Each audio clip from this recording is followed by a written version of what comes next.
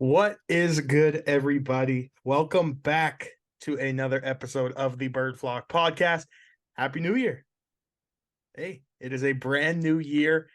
Free agency is just about a month away, or I think exactly a month away, actually. Um, and the Bird Flock boys are back. Took a little break for the holidays, spent some time eating way too much food, chillaxing. We're the defending Grey Cup champs. We can do what we want. So, Shayner, how are we feeling?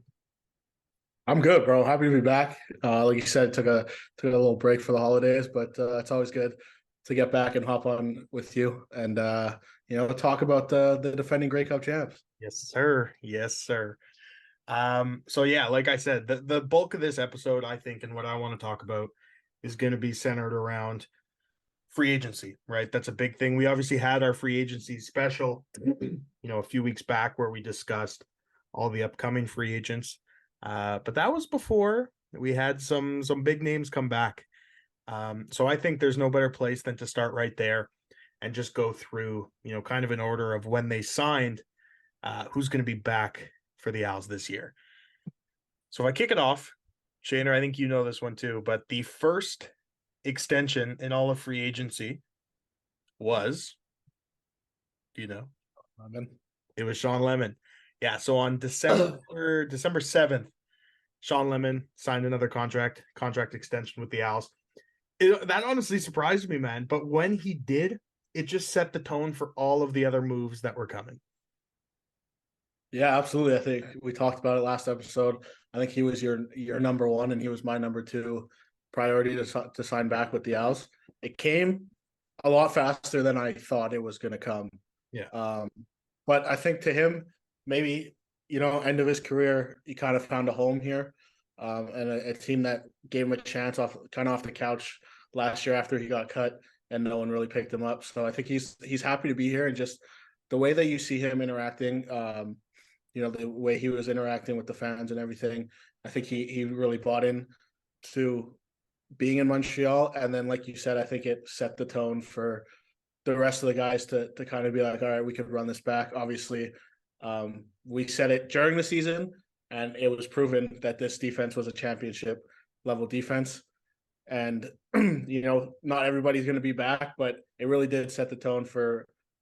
And maybe it was an agreement that they had inside Sure that locker room that what, we're going to sign, kind of run it back and see if we could do this again. And it did. They brought in big names that 24 hours later. we're going to talk about in a couple of minutes, but it set the tone, Sean Lemon, and just like he did on the field, he said it in the locker room for the offseason. Yeah, I agree. Yeah, like I said, 24 hours later, big Darnell Sankey re-upped with the Alouettes on a contract extension as well. That one, not that it surprised me more. I don't want to say that, but it definitely surprised me more because Sean Lemon, like you said, he is, you know, call a spade a spade. He's at the end of his career here. He's at what I'm sure wants to be his last stop in Montreal, and I would love nothing more than for him to retire Montreal Alouette. Darnell Sankey is in his prime. We just and if you think about it, we just signed probably the best interior linebacker in the CFL to a contract extension very early on in free agency without having him explore other options, listen to other teams, things like that. And again, I think it's just because, first of all, we saw what this defense can do when everyone's playing at the highest level, when everyone's playing at this level. But B, just the trust and faith that Danny Machocha and the Alouettes and the coaching staff put into them mid-season by making them, not only giving them a job mid-season, but making them such a focal point of the defense at that point in the season, I think just, left a great taste in their mouth and obviously leads them to wanting to come back. Yeah, Sankey kind of came in, like you said, Montreal gave him a job. Not that I think he wouldn't have found one elsewhere, but kind of Montreal had a couple injuries in the linebacker core and scooped him up. And he came in from the start, and he was the starter. It wasn't like he had to sit on the bench and get used to the system or anything. He came in and he was a starter. He picked up the defense. And I think if you look at guys on defense, they don't want to be learning a new system every year. No. And I think that helped him want to come back. We talk about it all the time, Noel Thorpe, the way that he gets so much better in his play calling, and if he's a god and watching film or whatever it is at the end of the year. But that definitely helps Sankey, and I'm sure Noel Thorpe really wanted Sankey back. I don't think we've had a middle linebacker like that in Montreal for years, off the top of my head, that I can remember. A leader like that, and you saw him kind of going up, like building up to the Grey Cup. He was the guy that really everyone really rallied around, not just on defense, but the whole team. So I think he was the most important piece to come back. And like you said, again, shocking to me that he signed so early, but it probably goes into the agreement that they probably had in the locker room and said, let's run it back. 100%. And would you call me crazy to say that he's like the biggest middle linebacker that's been in Montreal since Shea Emery? Probably, yeah. Like, is that crazy to say? I don't think so, which is so long ago if you think about it. But really, who else? I was a kid when Shea Emery was playing. Right? Like, and quickly before we get into the other free agent signings, I should add on December 6th, so a day before Lemon, 2 days before this, Cody Fajardo signed a contract extension through 2025, which is huge. Obviously adding an extra year to his deal, which again is something I'm sure that him and Machocha and Moss all spoke about, during the season, and or even last year before he'd played a game for the Alouettes. Depending on how things go, how things went, they wanted to, continue this relationship, extend the contract. So that one didn't surprise me. Obviously, Cody played great all year, led the Alouettes to a Grey Cup. So not surprising, but we do have our quarterback for the next 2 years at least as well. Yeah, I think it kind of saw it coming when Moss and Machocha also got extensions. That was their guy. That was the guy that they brought in. That was the guy that brought the Grey Cup back to Montreal, obviously. Moss and Fajardo seemed to be tied at the hip, and that was something we expected when we hired Moss for Fajardo to come in. I think last year we talked about it a bunch. You could see Fajardo seems really happy to be in Montreal. He just, not just off the parade, but the way he was interacting with the fans on other times, and the way that when you talk to him, he seemed to really embrace the city. I don't think he wanted to give that up. I think he was sad to leave Saskatchewan in the first place. I don't think he wanted to uplift his family again for another time had things not gone well in Montreal. Obviously they did, winning the Grey Cup, but why not bring him back? And I think we've touched on it before they signed Cody.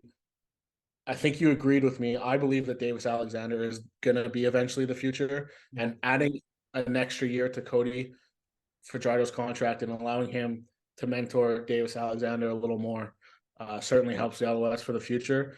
Like we said in previous episodes, quarterbacks in this league don't generally start until they're about 27, 28.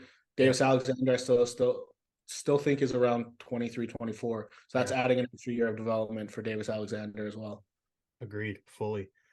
And then the Owls were quiet for a day or two, and they got back at it December 11th, re-signing my fucking boy, or extending my boy, Mustafa Johnson, to a 2-year contract extension, obviously keeping him with Montreal until 2025 as well, same as Cody. I think the Alouettes, and you're seeing it a lot based on the contracts they've signed, the extension they've signed. I think the Alouettes are in a Grey Cup window, right? It's crazy to say, considering, we were ranked 9th out of 9 in the power rankings to begin last year, all that bullshit. But I think it's clear to see that, especially with the pieces we added midseason last year, the Owls are in a Grey Cup window, and they're fully taking advantage of it, and locking in this Grey Cup team through 2025. And obviously Mustafa Johnson being that young anchor on the D-line is a huge part of that. I think for him, he was the only one of, I guess you could call it, the big names that I was sure was coming back. Like, I was dead set on, like, I would have been shocked if he walked out that door. So when they announced that extension, it was kind of, excitement that he was back, but it was just like, all right, like, I felt he was coming back. It wasn't like a Lemon or a Sankey where I was like, oh, you don't know if they're going to go to free agency and see what's happening. I saw Mustafa Johnson at that parade. He wasn't leaving, man. Yeah, they probably signed him when he was still hammered from all the stuff. They said, come back for 2 weeks. He's like, fuck it. The guy who didn't have a shirt on for a week straight after the after the Grey Cup. But no, I'm fired up. He was unreal last year. I started talking about him 2 years ago when he was a rotation guy on the D line, and then he's quickly become one of the best interior defensive linemen in the CFL. And I'm absolutely here for it. Following up with that, the next day, an extension for Jamar McGloster as well. Jamar's going to come on the show really soon. We've been trying to work it out, and it's been, in all honesty, completely our fault that we haven't had him on yet. But no, anchoring up that O line as well. Took over for Landon Rice midseason and kind of didn't look back and looked really good at that left tackle, right tackle position. He is back with the Owls until 2025. And then something we'll get into in a little bit. Obviously, really good friends with Will Stanback. So this could play into a potential Stanback return who hasn't re-signed yet as well. Yeah, I think again, like I said with Mustafa Johnson, just talking to McGloster, we kind of felt he was coming back. Him too. In talking to him, he seems to love the city. So I think it was all kind of he wanted to come back. It was all in the hands of Montreal, and you know, you look at a guy that stepped in, like you said, the back half of the year and played really well, and was your starter in the Grey Cup. Why not bring him back and you know, utilize him and keep that stability with the O line that you want, that keep the unit, like let them keep growing together. And he's still relatively young. I think he's, you know, probably 26, 27. So just kind of entering the prime of his career. So might as well bring him back and let him keep building on the back half of last year. Why not? And then the next day, again, this is crazy that this was all happening within, you know, a week of each other, but the Owls resigned. Christmas, man. That's it. That's it. And let me tell you, Danny Mac does not sleep. But no, the Owls signed Deontay Ruffin to a 2-year extension. Again, Ruffin, one of those guys, came into camp. We didn't know much about him. Played really well in the preseason. Played really well at the beginning of the year, and just made his way into an everyday starter on the Owls defense. Battled a few injuries last year, but was really just a great piece of that Alouettes defense last year, and he'll be back for 2 more years as well. I was kind of shocked that they ran it back with him, to be honest. Mm-hmm. I thought they would go with the 2 young corners and Rogers and Ento. Obviously happy he's back, because like you said, you know, healthy Deontay Ruffin, he looked like a shutdown corner for the Alouettes, and that's obviously one of the most important positions in a heavy passing league. To rely on him and not have to worry about constantly getting burnt or anything is very big, and running it back with him is massive. But I really thought they were going to run it with just the 2 young corners and Ento and Rogers. So that one was relatively shocking to see for me. But I will take it. Yeah. If you could bring back as many pieces as you want of a Grey Cup team, I will take it. And then again, not to sound like a broken record, the next day, the Montreal Alouettes announced that they have signed Tyson Philpott to a 2-year contract extension. This was huge. Obviously, coming out of the draft, people say we got the not the worst of the 2 Philpotts, because those guys were absolutely freaks in U Sports. But obviously was the second of the 2 twins taken.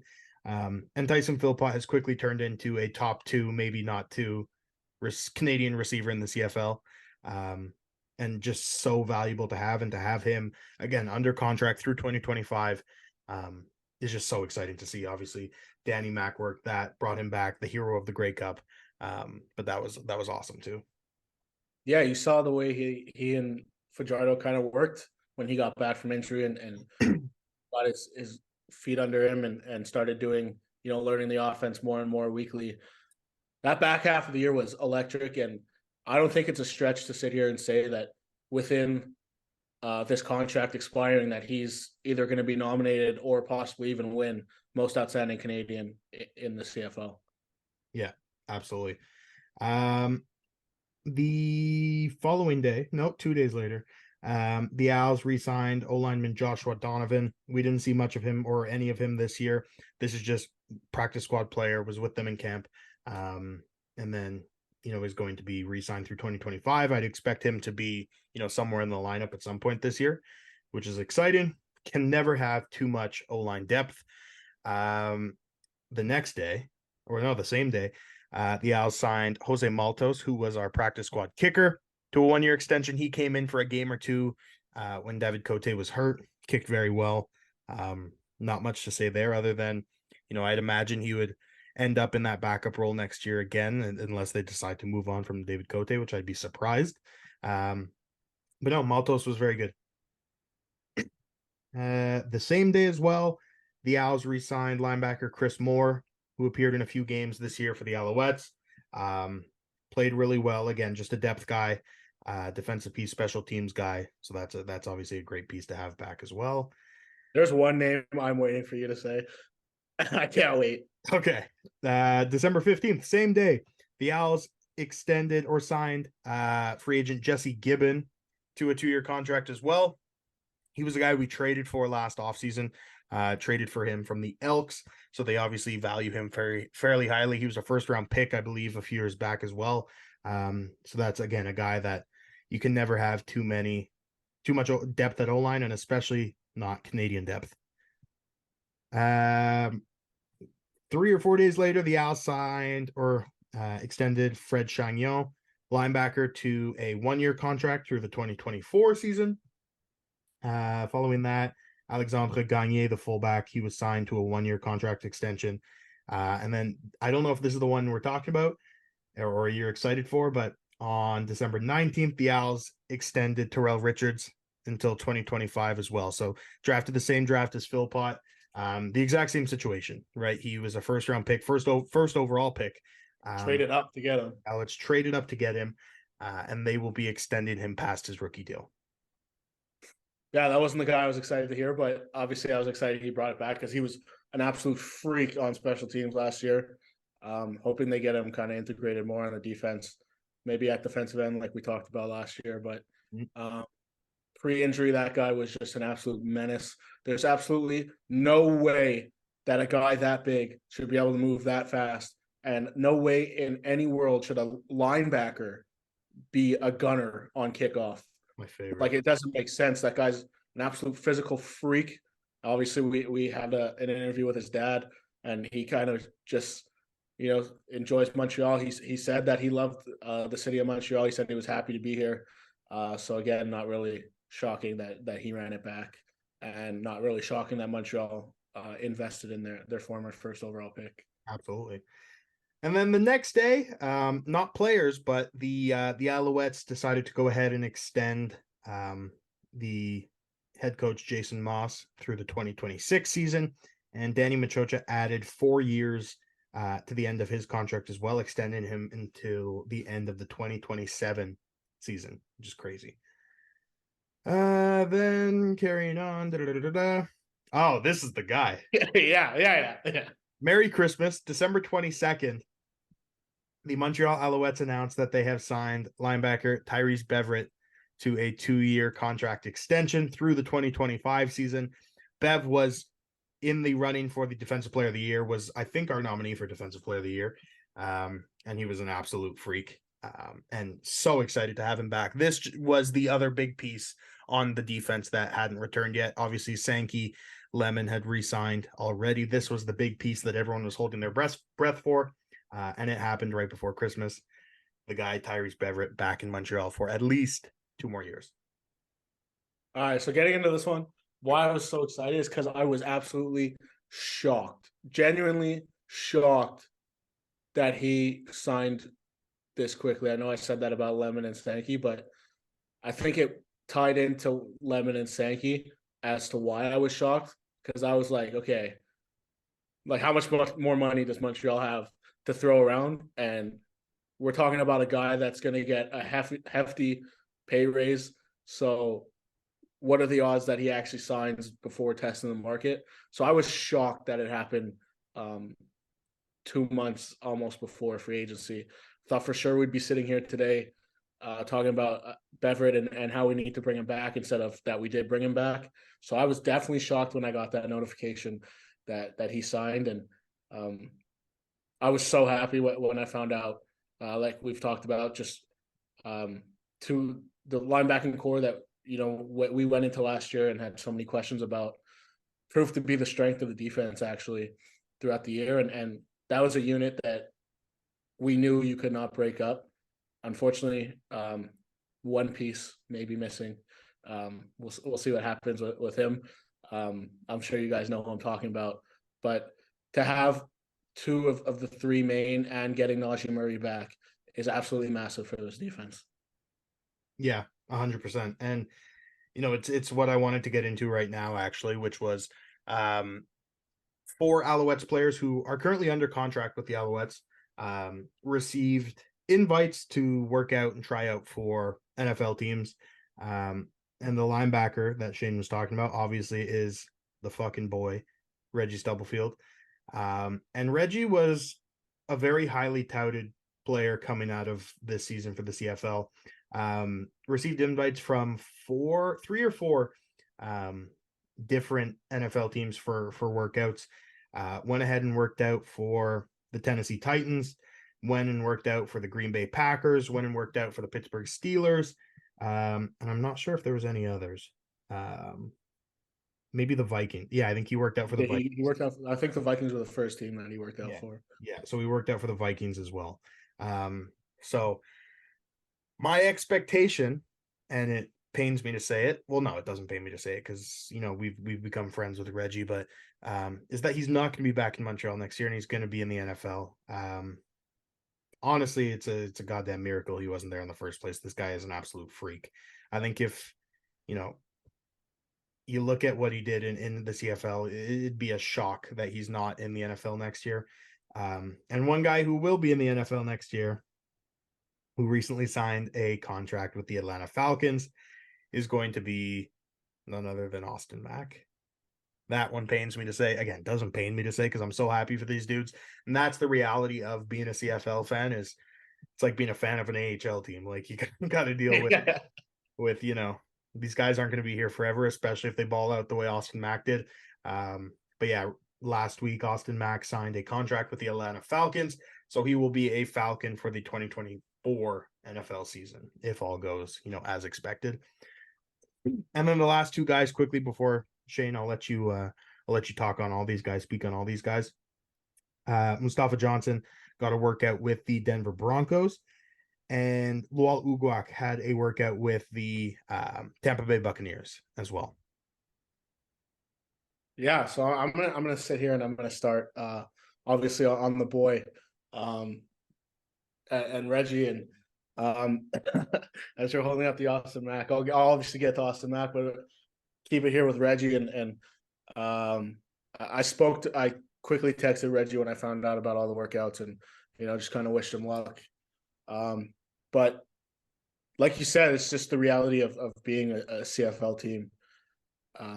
It kind of feeds into the NFL sometimes, and you're going to lose, most people's, I guess, favorite players and star players on the team that you don't want to lose. But good for them, man. That's what they worked their whole lives for. That's what they, the ultimate goal was.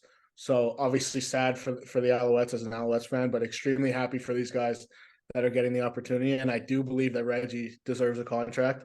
Not to say that I would be mad if he came back to Montreal, but I think I would be a little disappointed that he didn't get his chance in the NFL. And I don't think if it doesn't work out, I don't think this is the last offseason that he's going to have NFL work. Absolutely not. He's a young guy too. I think it's far from it. And so maybe I'd be a little disappointed to see him in an Alouettes uniform, but I think I'd get over it pretty quickly. Yeah, week 1 when he has a pick, 2 pass deflections, no catches allowed, and 16 tackles. Yeah, I'll be fine. Yeah, exactly. And then Austin Mack, obviously a guy that's been in NFL training camps before, was with the Giants, and played at Ohio State, a big time school. I don't think this was a shock to anyone that he got the contract that he got, especially from a wide receiver needy team that needs big receivers, that likes big receivers. You look at guys like Van Jefferson and Drake London; those are big receivers, and Austin Mack's one of those.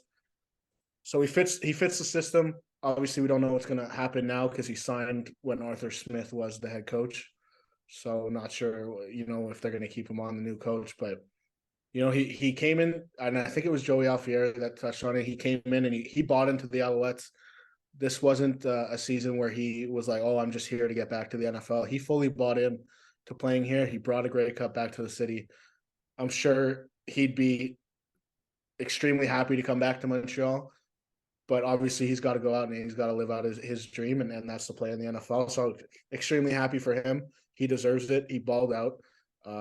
There's no one that can deny that he deserves that contract because he was probably the best receiver in the CFL in his first year that we didn't even know what to expect from him. So again, along with Reggie, I'd be a little disappointed if he ran it back, but like you said, if he comes in week one and puts up another 100-yard game and 2 touchdowns, I don't think I'd be that. Yeah. I think I'd get over it pretty quickly. Talking about Mustafa Johnson, I think it's just cool. A guy that went to Colorado getting a workout for the Denver Broncos. I think that's cool. I don't know how it's going to work out. He seems to be an undersized D tackle in the NFL, so not sure how that workout went. I'm sure eventually we'll talk to him and see how it went. So not too much to say about that. And Lual Ugwak is a young kid. Obviously went to a pretty big school in the States and balled out in the back half of the year in Montreal when he kind of stepped in to be the starter when Jamal Davis kind of was let go. Again, like Reggie, don't think this is going to be Lual Ugwak's last chance to get an NFL contract. No, agreed. And I think, if I'm not mistaken, Lual Ugwak not tried out, but was invited to the Bucks after the NFL draft, after he wasn't drafted last year. I think he worked out for the Bucks as well. So this might have been a situation where they really liked what they saw, didn't see an immediate spot for him, but liked him enough to call him back for a workout this offseason, things like that. So I would be shocked if this is the last call he gets from an NFL team. And like you said, would I be disappointed if he's not back in Montreal? Yes. Would I be so fucking happy for them as people? Absolutely. And then just quickly, Shayner, we don't have too much time here, but obviously there's some guys that have yet to be signed by Montreal. I won't go through the entire list. Obviously, off the top of our heads, I think we know a lot of the guys that we want to see back. Is there any names on this list that are, surprising to you that they haven't been re-signed yet? And who do you want to see re-signed before or at, that free agency open window? I think the obvious answer to want them to sign back is obviously the face of the franchise and William Stanback. I think that's the obvious answer for probably everyone that they want to run it back. Selfishly, and I know he's not going to run it back, Walter Fletcher, but I'm not going to get into that again like I do every other episode. Just looking at the list here quickly. I think it would be a massive hole depending if Reggie signs in the NFL or not. If Reggie's gone, I think it would criminally hurt Montreal if they do not bring back Keontae Evans. Because you look at it, we talked about it earlier, and I think it was in the free agency episode. We talked about it, how if you have those 3 linebackers set, Najee Murray can move back to halfback. This doesn't happen if Reggie's gone. Najee Murray stays at linebacker. Losing Keontae Evans would have a hole in our DB room. So I think if Reggie's gone, Keontae Evans has to be priority number 2. I guess Will Stanback would be number 1, but priority number 1 for the defense remaining to get Keontae back. Yeah, I thought you were going a completely different direction. I thought you were going to say, and you mentioned him, but I think Najee's got to come back. Najee needs a new contract. I'm just assuming that he's going to come back because that's my dog, and I'd be very upset if he left. Yeah. I mean, I feel the same just about, I think the only other name that is almost a guarantee that they'll be back is going to be Christian Matt, unless he decides to retire. But I think he would have announced that amidst all the Grey Cup hype and all these meetings and things like that. So I think he'll be back for another year. And then I would be shocked if Christian Matt is not the assistant O-line coach to Luc Brodeur-Jourdain once, he actually does retire. I'd be very surprised. Or not involved in the organization in some capacity. But yeah, other than that, I fully agree with you. I would love to see Stanback back. Obviously, that's the face of the franchise. We've spoken about it before. It's not someone you let walk out the door. That's someone you want to retire a Montreal Alouette. But yeah, I completely agree. Either the Keontae or the Nafis Lions of the world too. Obviously, Nafis is more of a boundary guy. He's not gonna bump in too often, but played really well when he did play. Obviously, had another injury riddled season, but was a starter coming out of camp. Was a day 1 starter for us. So I would love to see him run it back as well. And like the O-line, you can really have, and we saw it last year with all the injuries, you can't have too much corner depth either. So seeing the Feast run it back would be awesome as well. Get Najee signed right now. Get Najee signed, absolutely. Shayner, this kind of does it for this week. It was a great bounce back episode. I'm fired up. And I can't wait to record a shit ton of episodes this year. Can't wait to get a bunch of the boys on, talk to them, see where their heads at with the offseason, all that. And then just a month's time, we're going to be, diving headfirst into the most exciting day in the CFL, which is the opening of free agency, which I'm fired up for. But Shayner, before we sign off here, any last words? Buddy, I just realized it's January. We are quickly approaching 1 year of Bird Flock. I'm going to say it obviously on that episode, but I'm going to say it now. It has been an absolute honor, my friend, to sit here and talk Alouettes with you for a year, and one Grey Cup 1 year. So You can't stop. Let's run it back again next year. You can't stop. Absolutely. And thank you to all you guys. Obviously, we'll pour our hearts out to you on our 1 year special, but you guys made 2023 an awesome year. So we can't thank you guys enough for that.